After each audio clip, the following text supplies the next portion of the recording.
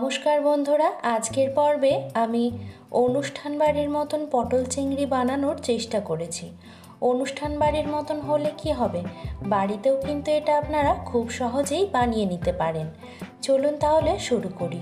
তার জন্য একটা মিক্সচার জারের মধ্যে নিয়ে নিচ্ছি 2 ইঞ্চের মতন আদার টুকরো, 7 থেকে 8 কোয়া রসুন, আর নিয়ে নেব কাঁচা পাকা লঙ্কা এখানে 7 থেকে 8টা মতন। আপনারা চাইলে এটা কিন্তু পুরোপুরি পাকা লঙ্কা দিয়েও করতে পারেন, তাতে কালারটা খুব সুন্দর আসবে। দিয়ে খুব ভালো করে বেটে নেব। তারপর কড়াইয়ের মধ্যে দিয়ে দিলাম 2 টেবিল চামচের মতন সর্ষের তেল। সর্ষের তেলে করলেই সব থেকে ভালো হয়। এখন তেলটাকে একটু গরম করে নেব।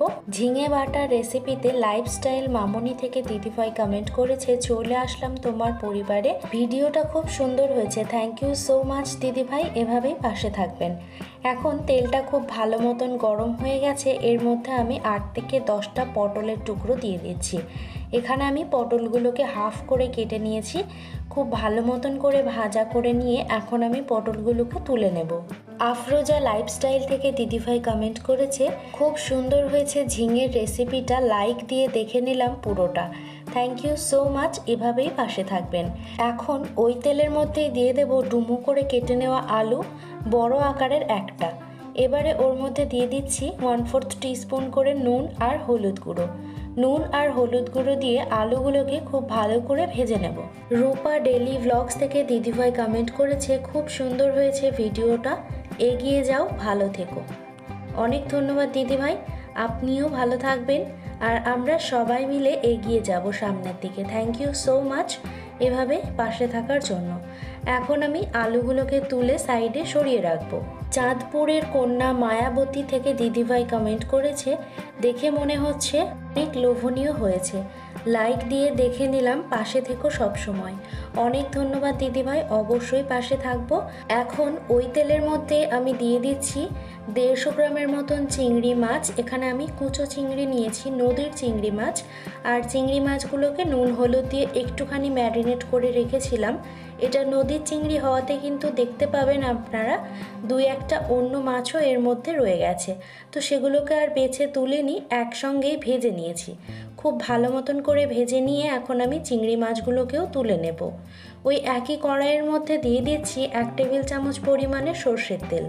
ফোড়নের জন্য দিয়ে দেব 2টো শুকনো লঙ্কা, 2টো দারুচিনির টুকরো, 2টো ছোট এলাচ, আর দিয়ে দেব 2টো লবঙ্গ। ফোড়নটাকে কয়েক সেকেন্ডের জন্য খুব ভালো করে একটু নাড়াচাড়া করে নেব।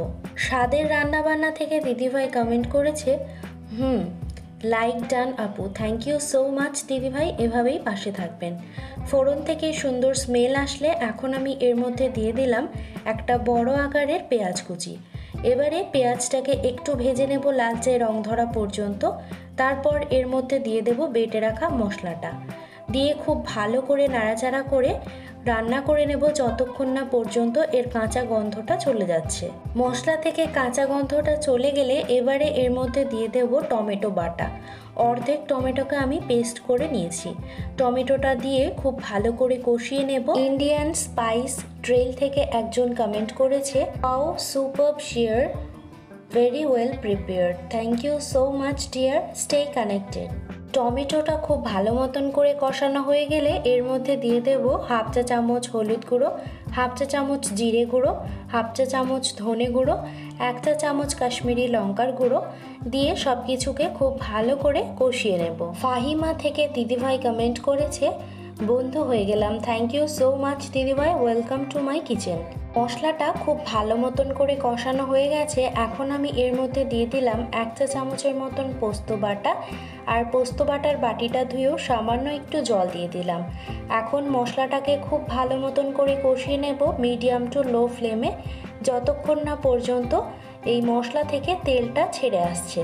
বেঙ্গলি ফুড উইথ অনিমা থেকে দিদিভাই কমেন্ট করেছে, ভীষণ ভালো হয়েছে, থ্যাংক ইউ সো মাচ। দেখতেই পারছেন মশলা থেকে কতটা সুন্দরভাবে তেল ছেড়ে এসেছে। এখন আমি এর মধ্যে দিয়ে দেব ভেজে রাখা আলু আর পটলগুলো। আলু আর পটলটাকেও মশলার সাথে বেশ কিছুক্ষণের জন্য কষিয়ে নেব। নাজ ফালাক কিচেন থেকে দিদিভাই কমেন্ট করেছে, খুব খুব খুব সুন্দর হয়েছে দিদিভাই, ফুল ওয়াচ করে দেখে নিলাম, থ্যাংক ইউ সো মাচ। আলু আর পটলগুলো খুব ভালো মতন করে কষানো হয়ে গেছে। এখন ঝোলের জন্য এর মধ্যে দিয়ে দেব 1.5 কাপের মতন জল। আর এই রান্নায় যে পোস্তটা ব্যবহার করেছি সেটার পরিবর্তে আপনারা চাইলে কাজু বাদাম অথবা চিনে বাদামও ব্যবহার করতে পারেন। জলটা দিয়ে খুব ভালো করে মিশিয়ে নিয়ে ফুটে ওঠার জন্য অপেক্ষা করব। মাই ফুড ফ্যান্টাসি থেকে দিদিভাই কমেন্ট করেছে, ভর্তা দেখেই মনে হচ্ছে খুব টেস্টি হয়েছে, থ্যাংক ইউ সো মাচ, সত্যিই খুব সুন্দর খেতে হয়েছিল।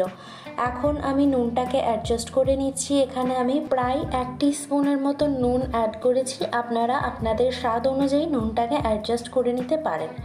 এখন ঢাকনা চাপা দিয়ে আলু আর পটলগুলোকে খুব ভালো মতন করে সেদ্ধ করে নেব। 10 থেকে 15 মিনিট পর ঢাকাটা আমি তুলে নিচ্ছি, আর দেখতেই পাচ্ছেন ঝোলটা কতটা কমে গেছে, আর আলু পটলটাও কিন্তু বেশ সুন্দরভাবে সেদ্ধ হয়ে গেছে। এখন আমি এর মধ্যে দিয়ে দেব ভেজে রাখা চিংড়ি মাছগুলোকে, দিয়ে খুব ভালো করে মিশিয়ে নেব।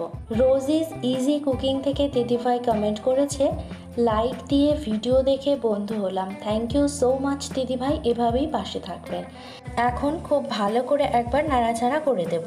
ফুটে উঠলে ওর মধ্যে দিয়ে দেব 1/4 চা চামচের মতন গরম মশলার গুঁড়ো, আর দিয়ে দেব 1/2 চা চামচ পরিমাণে ঘি, দিয়ে খুব ভালো করে একবার মিক্স করে নেব। তাহলেই কিন্তু রেডি হয়ে যাবে আমাদের আজকের রেসিপি পটল চিংড়ি।